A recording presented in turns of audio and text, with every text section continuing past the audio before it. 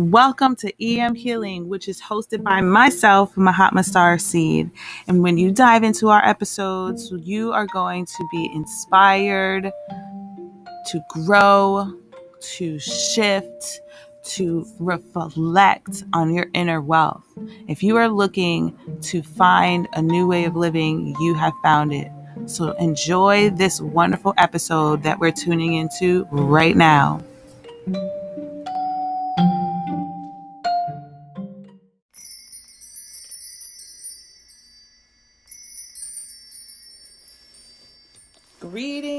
Greetings. This is Mahatma Seed, and I am tuning in for another moment with Mahatma. So, as you can see, I am getting up on my consistency because I really enjoy unfolding these conversations, and I really am providing, the school of healing from the sounds of Mahatma. And however you want to grow and expand from it, it is your prerogative. So enjoy this next episode. Today is actually, I want to dedicate today's episode to my cousin. He just recently passed away. His name is Ariel Quiñones. Bittersweet to be able to experience the transition of such a young loved one. Definitely cosmic that I literally just posted an episode about death and having that conversation, and a couple of days later finding out about this transition was definitely not something I was looking to experience so early, but it's definitely a perfect example of like what it means to seek to be more grateful, more gratitude filled as you're grieving. And I'll be honest with y'all, it ain't easy. I'm over here shuffling some cards because I'm going to share one of my compassion cards that I have here, just to, give some insight. And before I read that card, I just want to say that what made it easy? What made it easier to accept? I would say immediately accepting that I had to go and be with my family. Immediately understanding, who was going to be more emotionally distraught, who I should be in connection with, how I want to show up as a member in my family, and how can I seek to hold the light for my family while I'm around them. And it was just so like enlightening. It was a week of family. And what I can say is it really made me look at situations in my life, with having work. I had some podcast interviews lined up. I had to cancel or reschedule them. I like to be transparent in the work that I do. So I let them know that I had a tragic death in my family. And the reason why it was tragic is because we don't expect, young ones to pass away. You don't expect how you're supposed to deal with it. And so it creates this tragic emotion inside of you. And it really opened up my eyes to seeing how much more prepared we need to be as a family, to help us not have to experience death in such tragic ways. Being prepared for death, allowing ourselves to prepare for death, I feel would bring elasticity to our lives, would bring more accountability to our lives. those were the things that came up for me. And being able to not sit in so many things, because we have this ability to still be alive. We have this ability to still transform life from this physical form. And that is a major blessing that a lot of us don't really realize we still have when we wake up in our everyday lives. And sometimes we drag emotions on like they don't have to die, Let's learn how to let emotional distress die in our lives before emotional distress kills us in our life. It's very important for us to be honest that if we're dying at a very young age, an untypical pattern is a big indication of the stress that is riddling our life, that is causing us to create a moment that will consume us. And we want to learn how we can help support our families, how to get out of that. So please, if you have not listened to my Bonding with Death before and after, please go back and tap into that, because we're talking from such a light place. I'm thankful that I did that recording before this, because I don't know if I would have been able to do that recording so fresh, because my cousin did just recently pass away, and I feel like I had to dedicate this episode for him. I had to allow myself to express my feelings vulnerably, because that's what we want to be able to do. We want to share our sounds with others, however it can be healing. This is my healing modality of sharing it with you and helping you to see how to heal. But yours, it can look very different. It doesn't have to look like this. If you want it to look like this, cool. Go set up a podcast, go start sharing the reflections that you're not able to share, or look for the insights that you are looking to share, and record those.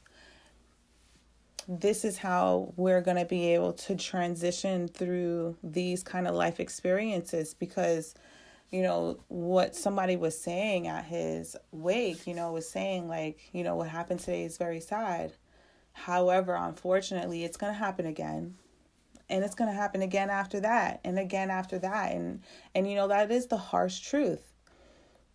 And so the truth of the matter is, if death is going to keep meeting us, we need to be willing to start meeting death too. So I'm going to take that moment to transition into this compassion card. Compassion is something that we are so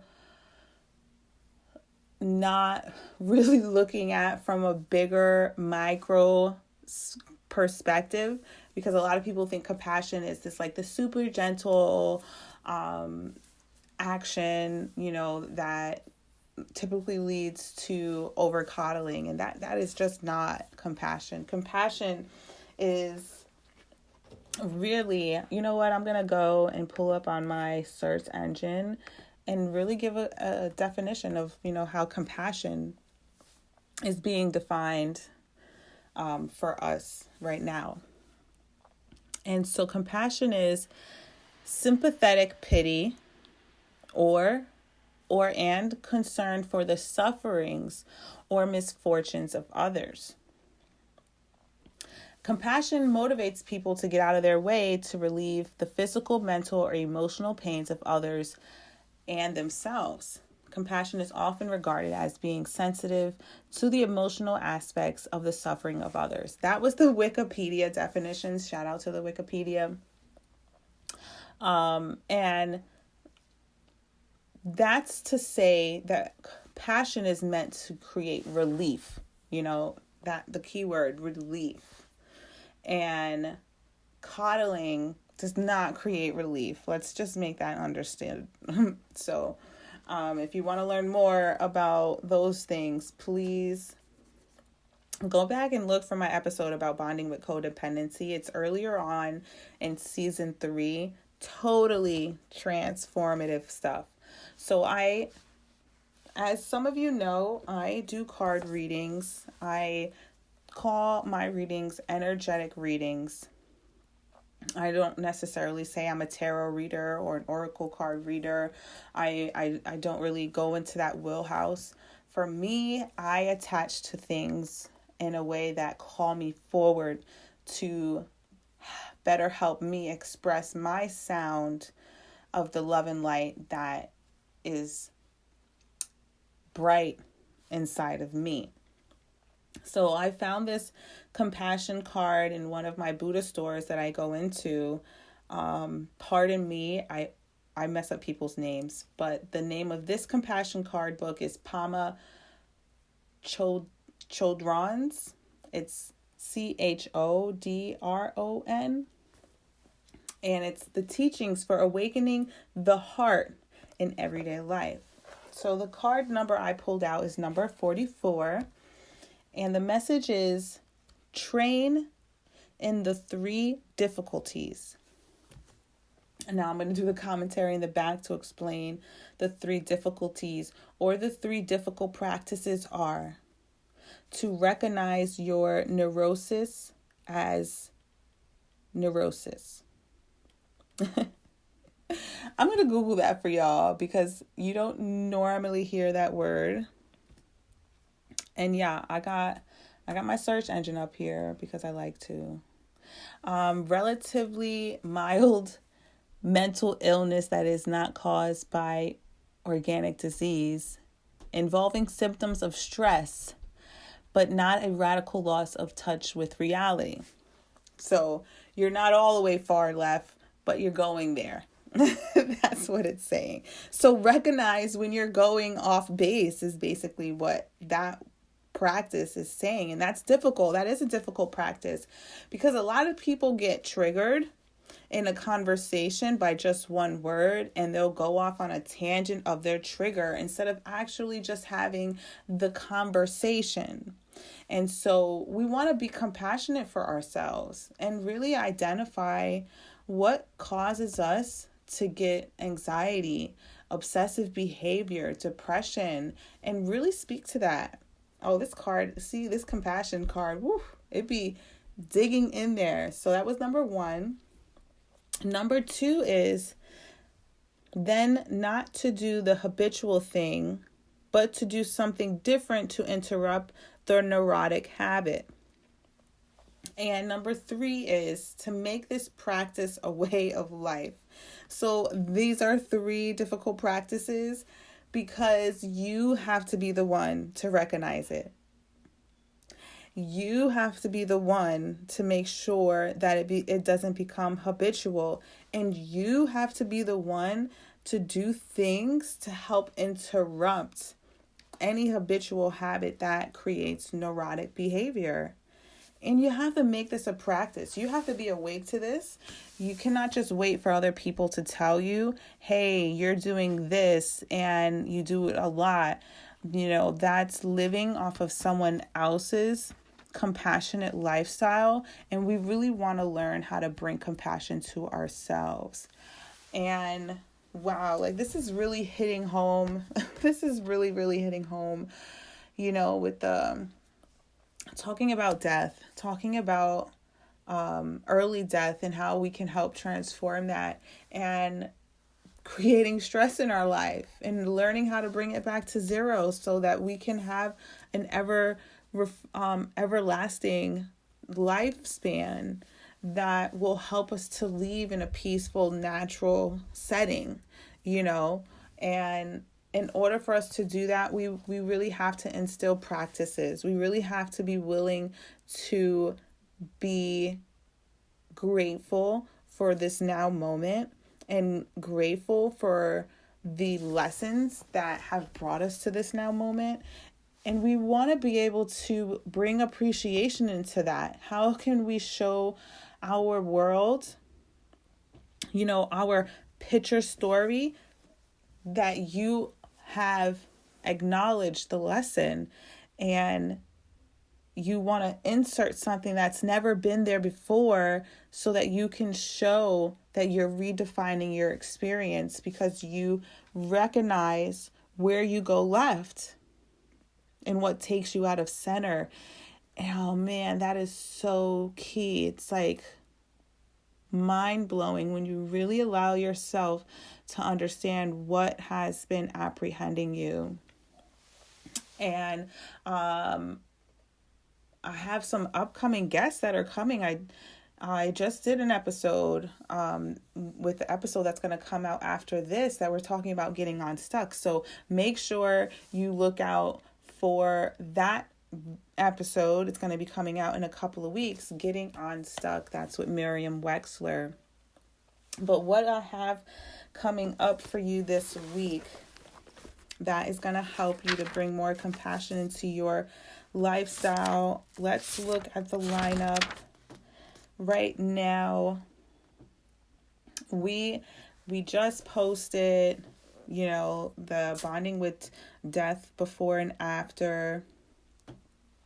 And this weekend, we're going to be solidifying the conversation about bonding with our spiritual and business journey. That's with Jenna Poston and myself, which is a great conversation. This is going to be a great place where you see someone embodying the behavior that we are talking about right now, helping ourselves to show the appreciation of, okay, I took myself somewhere that was a habitual choice, but I see that I need to make another choice now, and how can I provide myself the space and capacity to see that through. So she has a really great message that's going to be coming out after this episode.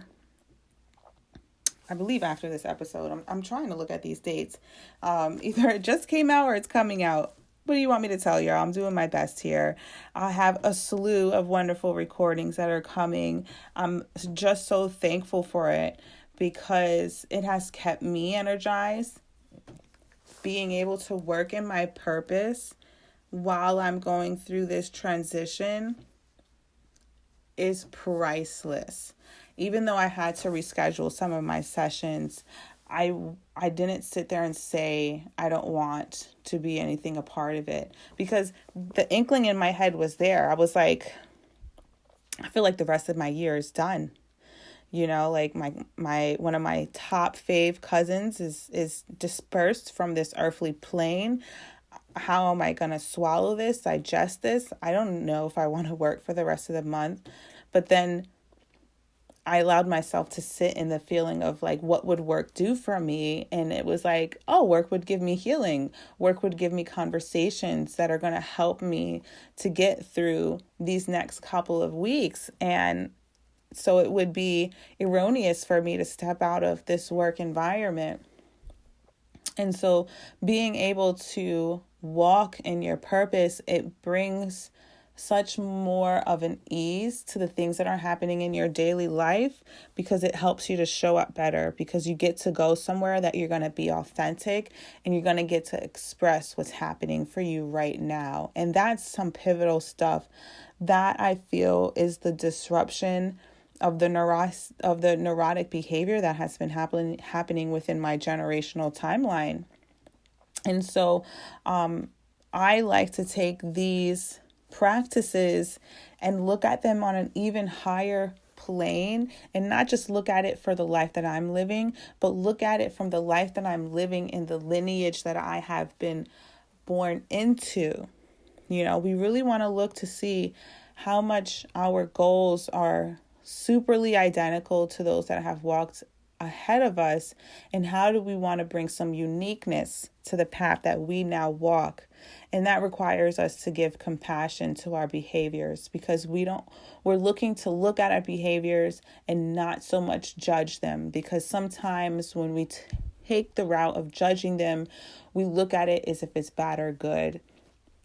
And if we can just turn our thoughts and just look at our behaviors from an objective place, so that we can say, is this still serving me? Or can I empower this action to serve me even more? So this is what the rest of the episodes are definitely going to be feeding you with. And as always, make sure you tap into the healing sounds that come out right after posting this episode, because it's meant for you to reflect so that you can really digest everything that you have heard.